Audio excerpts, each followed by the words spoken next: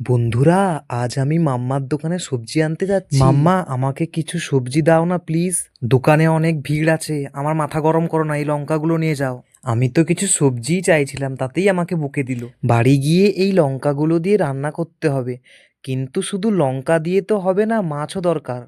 এই জালটা দিয়ে পুকুর থেকে কিছু মাছ ধরে নেবো যাই। এই তো মাছ ধরে ফেলেছি। এবার বাড়ি যাই বাবা, বাড়ি গিয়ে আবার রান্না বসাতে হবে, কত কাজ আমার। মাছটা প্রথমে ধুয়ে কেটে নেই ভালো করে। এবার লঙ্কাগুলো কুচি কুচি করে কেটে মাছের ওপরে দিয়ে রান্না করে নিই। যাক বাবা, রান্না হয়ে গেছে। মমি যে কখন আসবে কে জানে। জাম্বো সোনা, কোথায় তুমি? যাই মমি।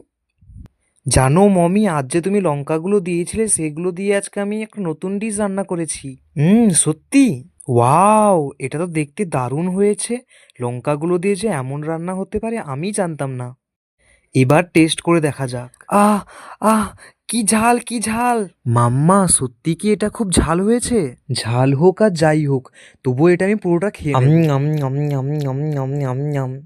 ও ভাই, আজকের খাওয়াটা কিন্তু মন্দ হলো না।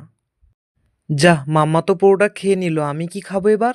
আপনারা প্লিজ লাইক, শেয়ার আর চ্যানেলটা সাবস্ক্রাইব করে দিন বন্ধু।